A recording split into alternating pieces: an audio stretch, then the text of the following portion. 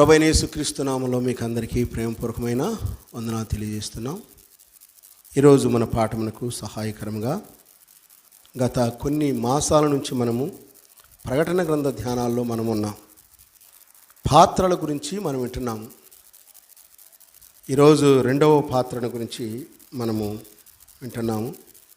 ప్రకటన గ్రంథము 16వ అధ్యాయము 3వ వచనంలో ఉన్న మాటని మనం చదువుకుందాం.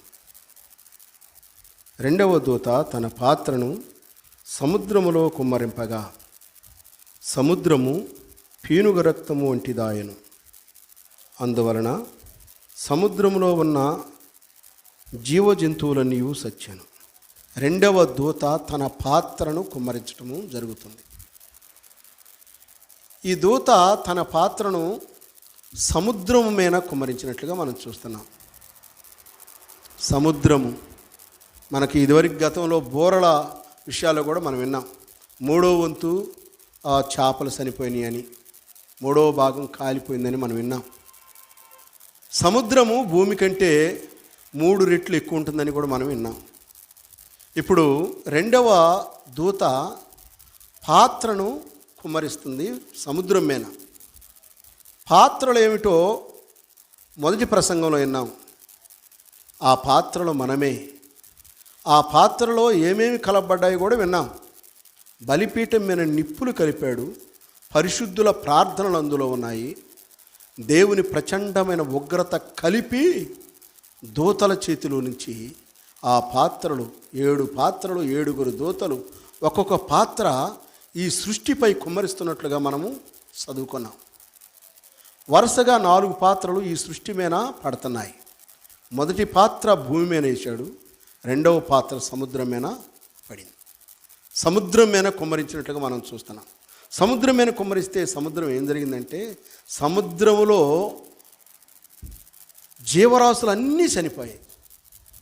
సముద్రము నీళ్లు పీనుగ రక్తంలాగా మారిపోయిందని మనం చూస్తున్నాం. ఈ సముద్రంలో ఎంత ఆస్తి ఉందంటే, ఎంత ప్రాపర్టీ ఉందంటే, ప్రపంచ జనాంగానికి ఎన్నో జీవరాశులు, ఎన్నో జంతువులు, ఎన్నో చేపలు, జలచరాలు రకరకాలుగా ఉన్నాయి. భూమి మీద 3 రెట్లు ఎక్కువ ఉన్నాయంటే ఎన్నుంటాయో చెప్పండి. మానవుల కంటే ఎన్నో కోట్ల రెట్లు ఉన్నాయి ఎక్కువగా. చాలా పెద్ద పెద్ద జీవులు ఉన్నాయి. ఇవి ప్రపంచానికి కోట్ల ఖరీదు చేసేగా ఉన్నాయి. భూమి మీద కంటే ఎక్కువ ఆదాయము సముద్రం మీదనే ఉంది ప్రపంచానికి. కానీ ఈ సముద్రమే పనికి రాకుండా పోతుంది. ఈ సముద్రాన్ని సృష్టించిన వారు ఎవరో తెలుసా? ఆదికాండం 1వ అధ్యాయం 10వ వచనంలో అంటున్నాడు కదా, జలరాశికి ఆయన సముద్రమని పేరు పెట్టాను అని రాయబడి. పై జలాలను కింద జలాలను వేరు చేసి జలరాశికి ఆయన సముద్రమని పేరు పెట్టాడు. సముద్రము ఈ సృష్టిలో 3 వంతులు ఎక్కువగా ఉంది. అటువంటి సముద్రమేనా ఆ పాత్రను కుమ్మరించగా, ఆ పాత్ర పరిశుద్ధుల ప్రార్థనలు. పాత్ర అంటే చాలా చిన్నదే, సముద్రం అంటే చాలా పెద్దది. అంత పెద్ద సముద్రము ఇంత దారుణంగా నాశనం అయిపోయిందంటే ఆ పాత్ర యొక్క పవర్ ఏమిటో మనం అర్థం చేసుకోవాలి. చిన్న పాత్ర అంత పెద్ద సముద్రంలో కుమ్మరించడం ఏమిటి? అంత పెద్ద సముద్రము నీళ్లు పీనుగ రక్తంగా మారిపోవటం అంటే అందులో ఏ ప్రభావం ఉన్నదో, ఏ శక్తి ఉన్నదో. మరి అది సముద్రము కంటే విలువైందేమో.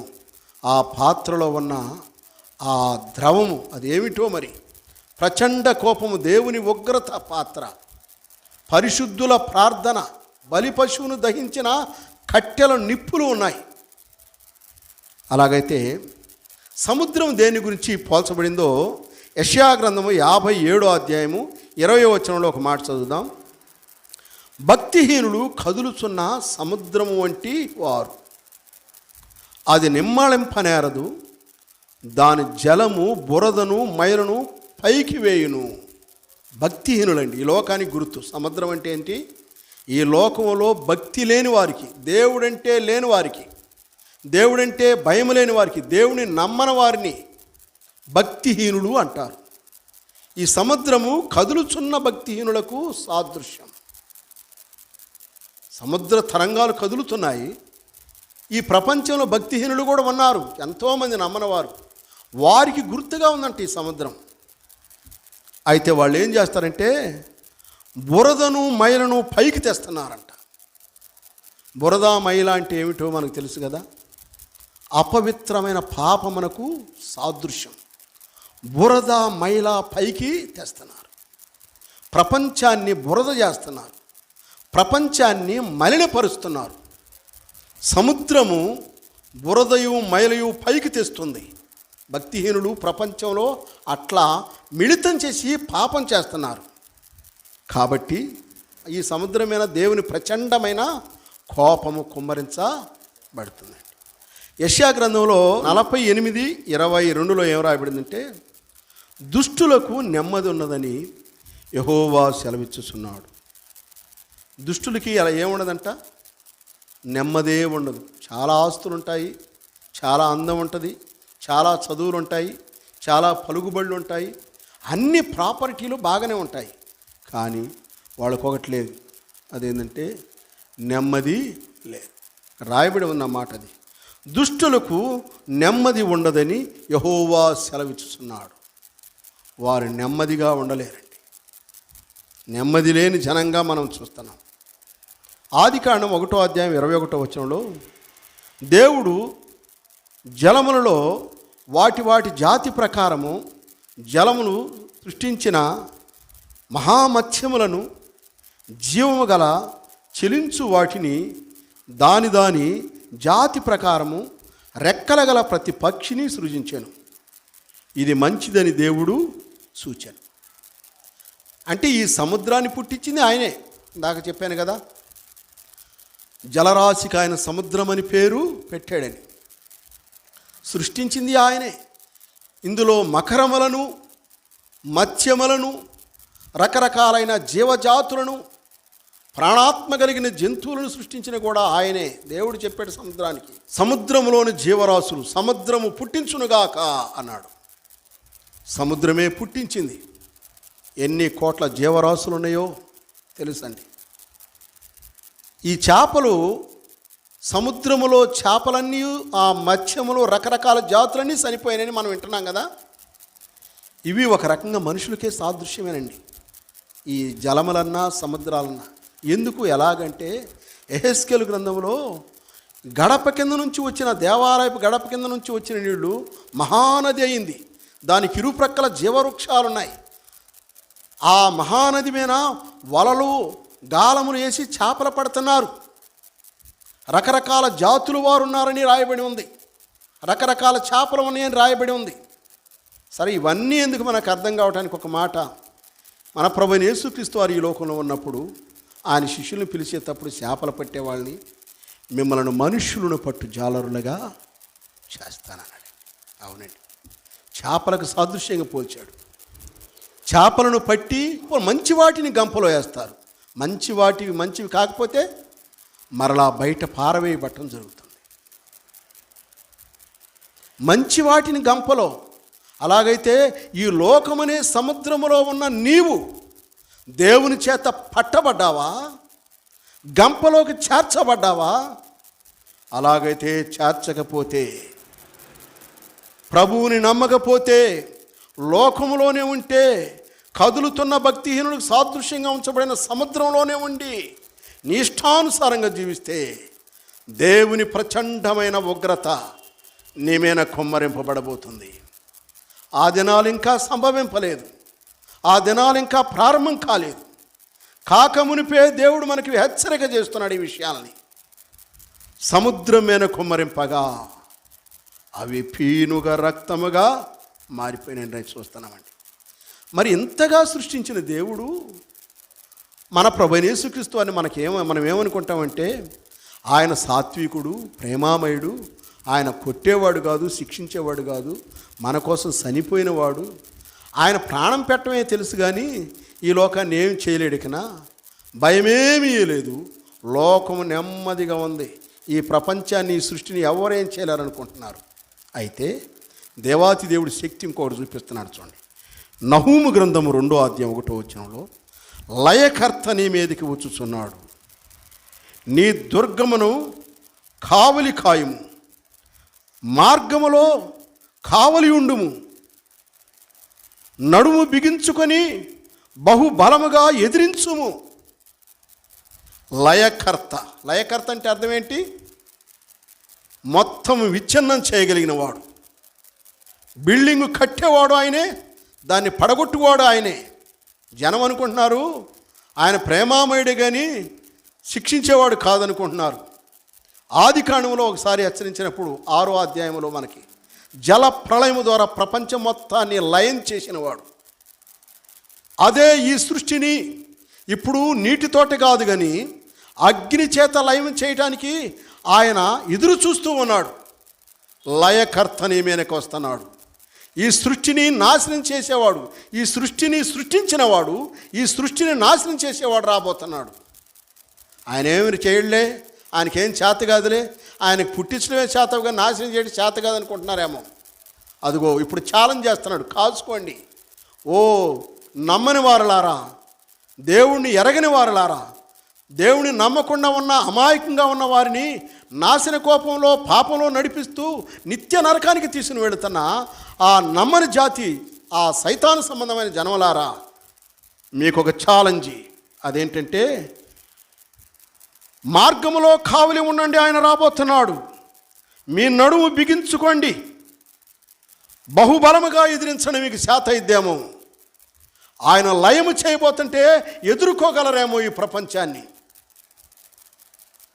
జాగ్రత్తగా చూసుకోండి.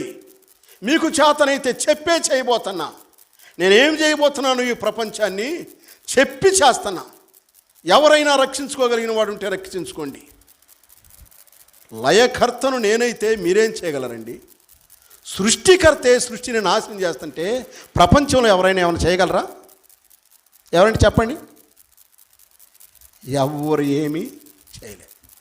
ఆయనే లయం చేయబోతున్నాడు. జనం అనుకుంటున్నారు భయమేమీ లేదు, లోకం నెమ్మదిగా ఉందని జనులు చెప్పుకుంటూ ఉండగా గర్భిణీ స్త్రీకి ప్రసవ వేదన వచ్చినట్లుగా ఈ లోకం మీదకి హఠాత్తుగా రాబోతున్నాడు. అయితే ఒకటి గమనించుకోవాలండి. మనం ఏం గమనించాలంటే భయమేమీ లేదు, ఎవరు ఈ ప్రపంచాన్ని ఏమీ చేయలేరు. ఈ ప్రపంచం ఎప్పుడు ఇలాగే ఉంటుంది అనుకుంటున్నారేమో. ఈ ప్రపంచము గర్భము ధరించిన ఒక సోలాలు స్త్రీతో పోల్చాడు ఆయన. గర్భము ధరించిన ఒక స్త్రీతో పోల్చాడు ఈ ప్రపంచాన్ని దేవుడు. గర్భము ధరించిన స్త్రీ ఏదో ఒకరోజు ప్రసవించాలి. అలాగే ఉంటుందా చెప్పండి? గర్భం ధరించిన స్త్రీ అట్నే ఉంటుందా? ఎంతకాలమైనా కానుపోవాలా లేదా? గుర్తుంచుకోండి, కానుపోయిద్ది. అది ఎప్పుడు జరుగునో ఎవరికి తెలియదు. గర్భిణీ స్త్రీకి ప్రసవ వేదన ఎప్పుడు వచ్చునో ఎవరికి తెలియదు. ఈ లోక పరిస్థితి అలాగుందని మీరు గమనించుకోండి. భయమేమీ లేదు, నెమ్మదిగా ఉందనుకుంటున్నారా? గర్భిణీ స్త్రీతో సమానము ఈ ప్రపంచం ఈనాడు. గర్భము ధరించిన స్త్రీ కనక తప్పదు. శూలాలు ఒకరోజు కానుపవక తప్పదు. ఈ ప్రపంచంలో మనకు అందరికీ తెలుసు, గర్భవతి అయిన స్త్రీ ఎల్లప్పుడూ అలాగే ఉంటుందని ఎవరు నమ్మరు. ఒకరోజు కానుపోవాలి. అలాగే ఈ ప్రపంచానికి అంతం ఉందని ఆయన తెలియజేస్తూ ఇలా మాట్లాడుతున్నాడు. ఆయన అంతము ఉన్నదని, ప్రపంచానికి ఏముందంట? అంతము ఉన్నదని శూలాలతో పోల్చాడు ఆయన. గర్భిణీ స్త్రీకి ప్రసవ వేదన వచ్చినట్లుగా భయంకరమైన ఆ సన్నివేశము జరగబోతుందని. జాగ్రత్తగా ఉండండి. చేతైతే చూసుకోండి, తప్పించుకోవడానికి ప్రయత్నం చేయండి. మీ బలాలు, మీ శక్తి ఏమిటో అని ఉంటే ఏమైనా చూసుకోండి. ఎంత ఆశ్చర్యం అండి! ఎవరు తప్పించుకోగలరండి? నిర్గమాకాండము 15వ అధ్యాయము 24వ వచనము 25వ వచనం. ప్రజలు మేమేమి త్రాగుదామని మోషే మీద సణుకొనగా అతడు యెహోవాకు మొరపెట్టాను. అంతటా యెహోవా అతనికి ఒక చెట్టును చూపించాను. అది నీళ్లలో వేసిన తరువాత నీళ్లు మధురములాయను. అక్కడ ఆయన వారికి కట్టడను విధించి నిర్ణయించి అక్కడ వారిని పరీక్షించానని రాయబడి ఉంది. ఇది ఎందుకు చెబుతున్నానంటే, నీళ్లు మారాగా ఉన్నాయి, చేదే. ఈ లోకము పాపమే, చేదే. ఆయన దేవుడు దాన్ని లయం చేసే ముందు దానికేం మేలు చేశాడా చేయలేదా అనే దానికి చూస్తున్నాను అన్నమాట. ఇజ్రాయేలులు ఐగుప్తు దేశం నుంచి వెడుతుండగా మారా అనే ఒక స్థలానికి వచ్చారండి. అక్కడ నీళ్లు చేదుగా ఉన్నాయి. అయ్యో, నీళ్లు తాగలేక జనం చనిపోతున్నారు, ఈ నీళ్లు తాగితే చనిపోతామని చెప్పి మోషేతో చెప్పగా మోషే యెహోవాకు మొరపెట్టాడు, ప్రభువా, మానవులు నీళ్లు తాగాలయ్యా, నీళ్లు లేకుండా ఈ జీవరాశి, మానవుడు, ఈ జంతువులు ఎలా బ్రతుకుతాయి? ఇక్కడ ఉన్న నీళ్లు బాగులేవు ప్రభు అని మోషే దేవునికి మొరపెట్టగా దేవుడు ఒక చెట్టును చూపించాడండి. ఆ చెట్టును పీకి నీళ్లలో వేయగా నీళ్లు మధురములాయను. పీకబడిన చెట్టు మన ప్రభువైన యేసుక్రీస్తు వారండి. తండ్రిలో అద్వితీయుడుగా ఉంచబడిన దేవుడిలో తన రొమ్ములో దాగి ఉన్న యేసుక్రీస్తు వారిని, తన జనతైక కుమారుని ఈ పాపలోకానికి రక్షకుడుగా వచ్చాడు. వారి కోసం చనిపోయాడు ఆయన. ఇంకా వారు దేవుని నమ్మటం లేదు, దేవుని మాట ఆలకించడం లేదు, దేవుని ప్రచండ కోపానికి సిద్ధంగా ఉన్నారు. ఆ పీకబడిన చెట్టు మన ప్రభువైన యేసుక్రీస్తు వారికి సాదృశ్యంగా ఉందండి. పాపుల కొరకు ఈ లోకానికి వచ్చిన యేసుక్రీస్తు వారిని ఆ చెట్టు చూపించిందని మనము విన్నాం. 2వ రాజుల గ్రంథము 2వ అధ్యాయము 19 నుంచి 22 వచనాల వరకు ఏం రాయబడిందంటే, ఇక్కడ కూడా ఒక భక్తుడు నీళ్లను బాగు చేసిన మనము విధానాన్ని చూస్తాం. ఎలీషా భక్తుడు. ఎలీషా, ఏలియా వీరిద్దరూ గురు శిష్యులండి. ప్రపంచ చరిత్రకారులు వాళ్ళిద్దరికి ఏం పేర్లు పెట్టారంటే, ఏలియా కొండల భక్తుడు, ఎలీషా కుండల భక్తుడు.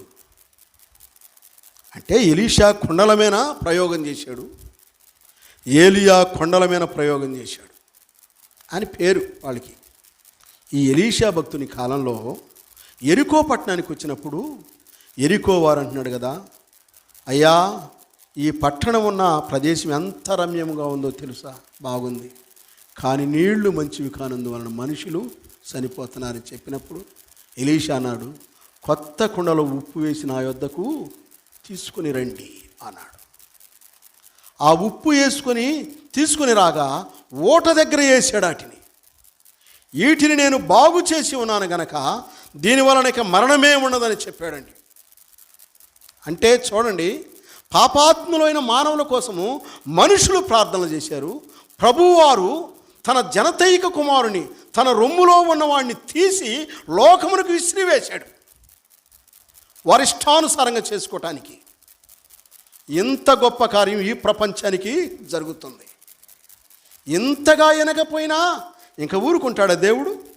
దేవుడే తన జనతైక కుమారుని లోకానికి విసిరివేశాడు. తన భక్తులు ప్రార్థనలు చేస్తున్నారు ప్రపంచం కోసం, లోకం కోసం, జనుల కోసము, నమ్మని వారి కోసము, సముద్రము లాంటి ప్రజల కోసము, భక్తిహీనుల కోసం చేస్తూ ఉన్నారు. అయితే వారి ప్రార్థనలు ఊరకే పోతుంటే, నమ్మకపోతే, అపవాది వారిని పాపంలోనే నడిపిస్తూ ఉంటే దేవుడు వారిని విడిచిపెట్టడండి. వారికి శిక్ష విధించబోతున్నాడని ఆ మాటలు మనం వింటున్నాం. ఆ పాత్రను సముద్రంలో కుమ్మరింపగా జరిగిన విషయం ఏంటంటే, సముద్రం నీళ్లు పీనుగ రక్తం వలె రక్తమైనవి. ఏ రక్తం అంటే పీనుగ రక్తం అండి. సజీవుల రక్తం వేరు, చనిపోయిన వారి రక్తం వేరు, కంపు కొట్టింది. సజీవులుగా ఉన్న వారి రక్తం అది ఒక రకంగా ఉంటుంది, ఇది పీనుగ రక్తంగా మారిపోయింది. అందువల్ల జలరాశులన్నీ చనిపోయినాయి, ఆ జలములలో ఉన్నవన్నీ చనిపోయినాయి.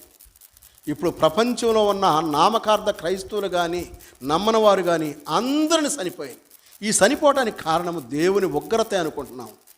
కానీ సాతానుడు వారిని ప్రభువుని నమ్మకుండానేటట్టుగా వారి కోసం ప్రాణం పెట్టాడు, ప్రార్థన చేపిస్తున్నాడు భక్తుల చేత. అయినా సాతానుడు వారిని నమ్మకుండా వారిని లోకంలోనే, పాపంలోనే ఉండేటట్టుగా చేసి ఆఖరికి నిత్య నరకానికి సిద్ధమవుతున్నారు.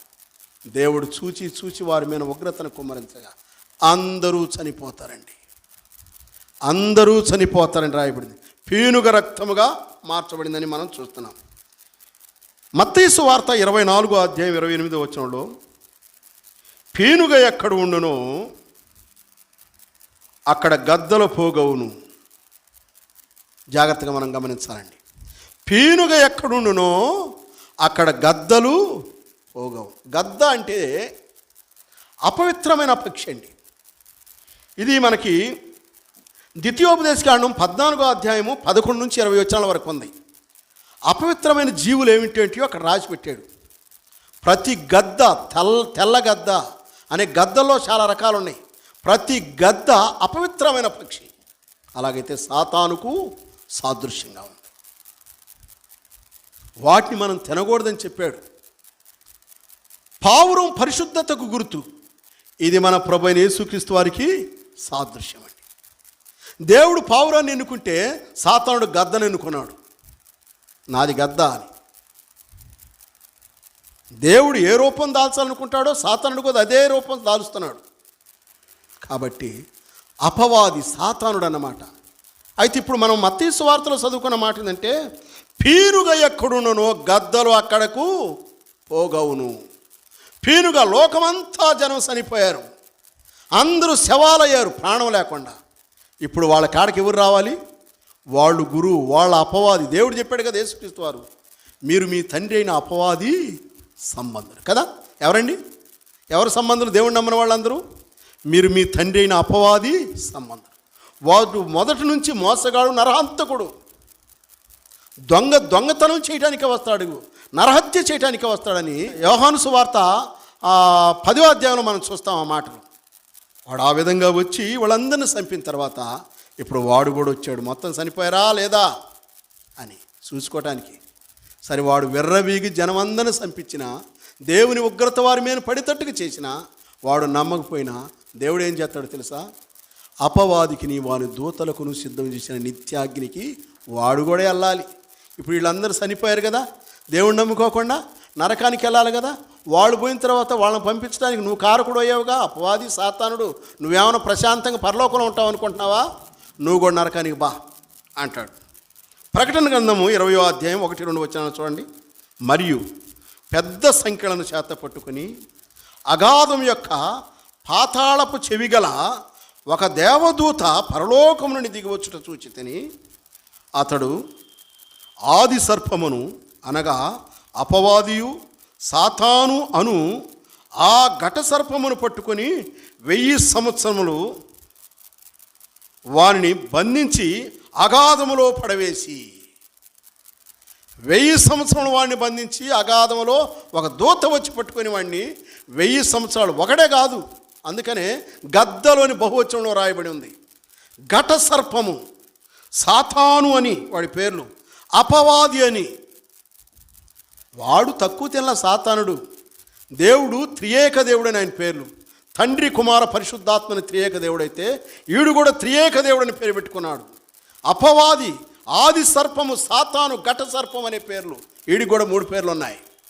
వాళ్ళందరిని కలిపి అని రాయబడుతుంది. పీనుగ ఎక్కడుండునో గద్దలు అక్కడికి పోగవును. దుష్టుడు ఎవరు తరముకుడనే పారిపోవును. నేరుగా ఈ ప్రజలందరూ ఎక్కడికి పాతాళానికి వెళ్ళారు, వాడు కూడా అక్కడికి రావాల్సిన పరిస్థితి వచ్చిందండి.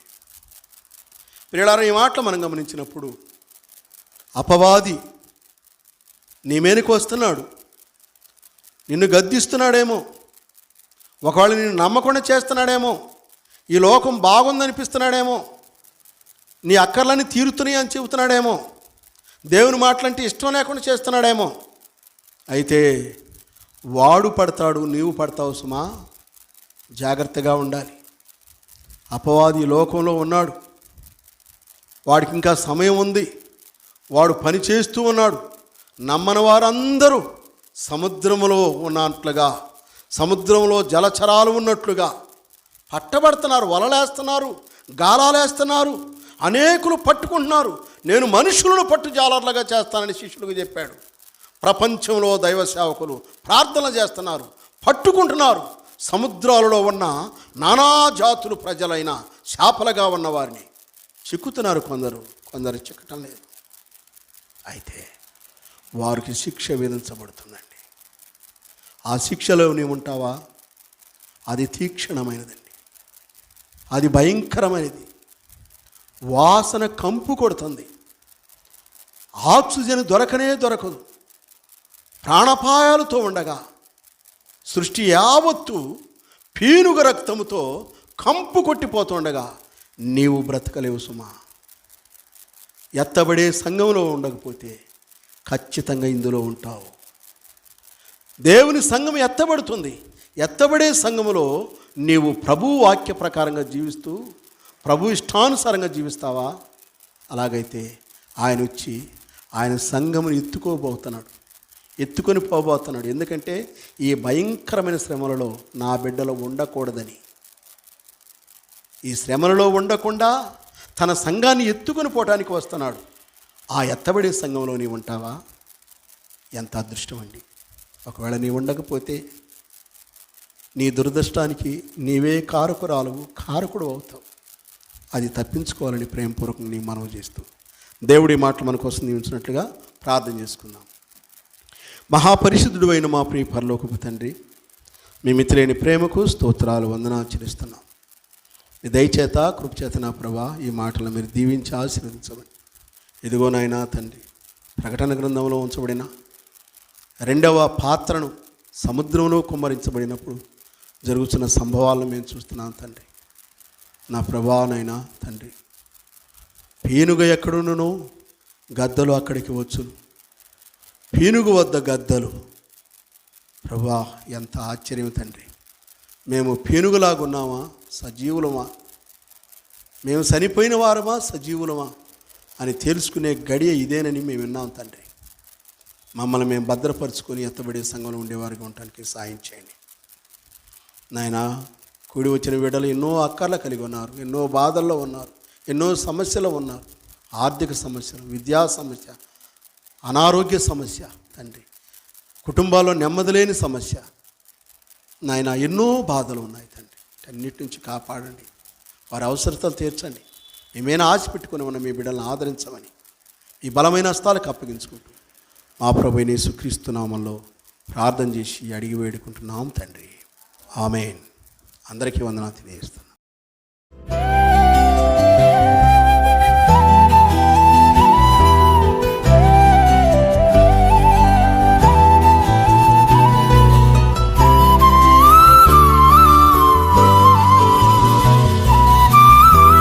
Our address, Bethel Prayer Hall, Christian Brethren Assembly, NSP Colony, Kurichedu, Prakasham District, Andhra Pradesh, 523304.